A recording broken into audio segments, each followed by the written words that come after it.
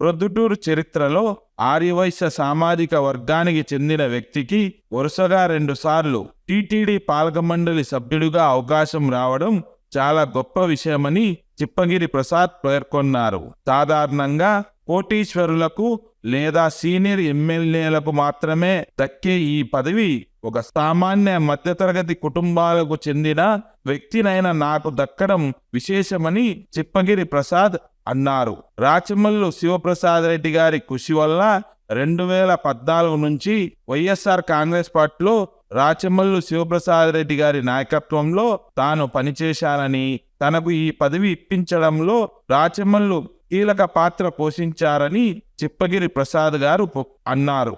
తాను వెళ్ళకపోయినా రాచమల్లు గారే స్వయంగా తన దరఖాస్తును జగన్మోహన్ రెడ్డి గారికి మరియు వైవి సుబ్బారెడ్డి గారికి అందజేసి సిఫారసు చేశారని చిప్పగిరి ప్రసాద్ తెలిపారు.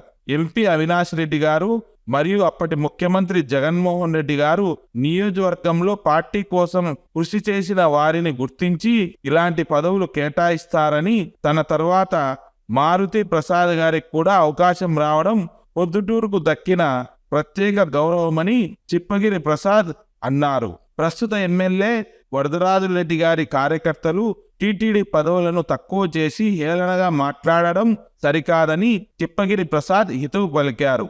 టీటీడీ బోర్డు సభ్యుడి పదవి అనేది రాజకీయాలకు అతీతమైనదని, అటువంటి పవిత్రమైన పదవిని అవహేళన చేయవద్దని చిప్పగిరి ప్రసాద్ కోరారు.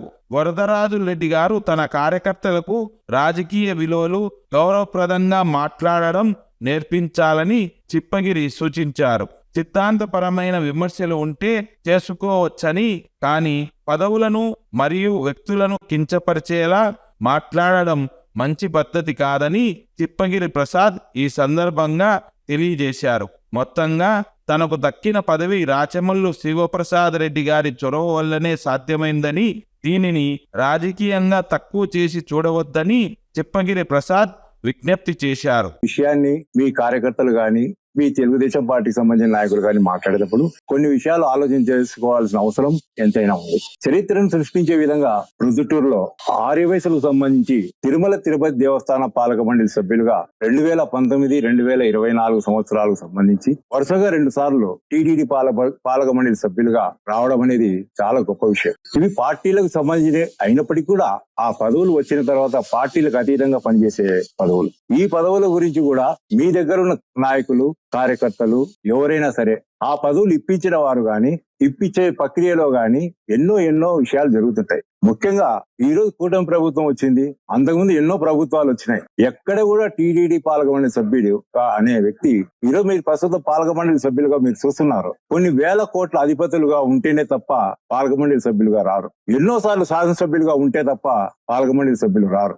ఎన్నో దాన ధర్మాలు వాళ్ళ కుటుంబ చరిత్రను అనుసరించో ఆ పదవులు వచ్చే సాంప్రదాయం తిరుమల తిరుపతి దేవస్థాన పాలక మండలి సభ్యులుగా ఉంటుంది. అటువంటి పదవులు మేము పడిన కష్టానికి నిజంగా చెప్పాలంటే జగన్మోహన్ రెడ్డి అనే వ్యక్తి మాకు ముందు నుంచి తెలిసినప్పటికీ 2014 సంవత్సరంలో వైఎస్ఆర్ కాంగ్రెస్ పార్టీ రాచమల్లు శివప్రసాద్ రెడ్డి గారి నాయకత్వంలో ఆయన దగ్గర నేను పార్టీ అధ్యక్షుడిగా పనిచేసేటప్పుడు, మరి ముఖ్యంగా ఆయనకు వెన్నంటి చేదోడు వాదోడుగా ఉన్నప్పుడు ఈ ఊరికి సంబంధించిన వ్యక్తి ఒక ఆర్యవైశ్యునికి టీటీడీ పాలక మండలి సభ్యుడిగా ఇవ్వమని చెప్పి ప్రపోజల్ చేసిన వ్యక్తి రాచమల్లు శివప్రసాద్ రెడ్డి గారు. ఇది మరీ కూడా నేను చెప్తున్నా, ఎన్నో సభల్లో కూడా చెప్తున్నా, మళ్ళా ఒకసారి కూడా ఇప్పుడు కూడా చెప్తున్నా, పాలక మండలి సభ్యుడిగా నా పేరు నేనే ఎన్నోసార్లు ఆయనను నేను వారించడం జరిగింది. ఇది చాలా ఆషామాషి వ్యవహారం కాదన్నా, చాలా గట్టిగా ఉంటుంది. నువ్వు మాట ఇచ్చేటప్పుడు జనంలో పలుసును కూడా అయ్యే సందర్భాలు కూడా ఉంటాయి. అన్నప్పటికీ కూడా మాకు లేని ధైర్యాన్ని ఆయన ఉనికి పుచ్చుకొని జగన్మోహన్ రెడ్డి దగ్గర 12/6/2019 ఆ రోజు సమయం లేక మళ్ళా 17/6/2019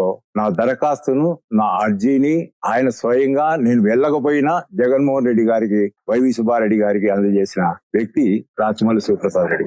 ఆ ప్రకారంగా మేము తెలిసినప్పటికీ కూడా శాసనసభ్యులు గాని, పార్లమెంటు సభ్యులు అవినాష్ రెడ్డి గారు గాని సిఫారసు లేకుండా ముఖ్యమంత్రి జగన్మోహన్ రెడ్డి గారు నిర్ణయం తీసుకోరు. కారణం నియోజకవర్గంలో బాగా చేసి ఉండాలి, పార్టీకి కూడా కష్టపడి ఉండాలి. అందరు చెప్పంగా నేను ఇవ్వకపోతే బాగుండదని ఆయన కూడా అనుకోవాలి, ఆయన కూడా మన చరిత్ర తెలుసుకోవాలి. అటువంటి సందర్భంలోనే ఈ పాలక మండలి సభ్యుడిగా వచ్చింది. అలాగే వచ్చినప్పుడు కూడా నీతి నిజాయితీలుగా పనిచేస్తున్నాం, మా పదవీ కాలాన్ని కూడా బాగా పూర్తి చేసుకున్నాం. మాకు అండదండలుగా రాచమల్లి శివప్రసాద్ రెడ్డి గారు ఉన్నారు. తదుపరి కూడా అలా మరొక మారు నా పదవీ కాలం అయిపోయిన వెంటనే మారుతి ప్రసాద్ గారు కూడా రావడం జరిగింది. మారుతి ప్రసాద్ గారు కూడా ఖచ్చితంగా బాగా ఫాలో చేసినారు, గొప్ప పేరు తీసుకొచ్చినారు. ఈ రోజు నేను చెప్తున్నా, కూటమి ప్రభుత్వం గాని ఇంకా రాబోయే కాలం ఎన్నో సంవత్సరాల ప్రభుత్వాలైనా సాధారణ ఆర్యవైశ్యునికి టీటీడీ పాలక మండలి సభ్యుడిగా వస్తుందేమని ఒకసారి మీరు ఆలోచన చేయండి. సామాన్యంగా వచ్చే పరిస్థితి కానీ దరిదాపుల్లో గాని లేని పరిస్థితి. అటువంటి గొప్ప పదవులు ఈ పొద్దుటూరుకు కేటాయించడం జరిగింది, వరుసగా 2 పర్యాయాలు. ఆ పదవులు తీసుకోవడంలో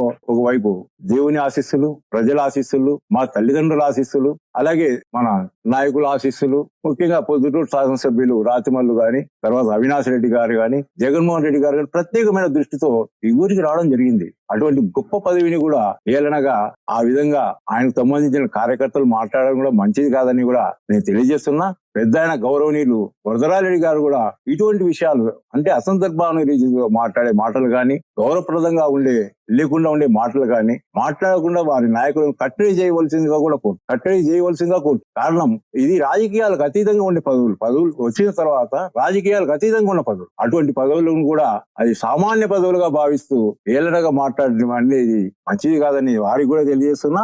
ఈ విషయాన్ని వారి కార్యకర్తలు కూడా తెలియజేసి హుందాపరంగా, రాజకీయ పరంగా, ఏదైనా సిద్ధాంతపరంగా ఉండే మాటలే మాట్లాడాలి, అదేవిధంగా మీరు శిక్షణ ఇవ్వాలని కూడా నేను ఈ సందర్భంగా పెద్ద ఆయన గౌరవనీయులు వరదరాజరెడ్డి గారు కోరుకుంటున్నాను.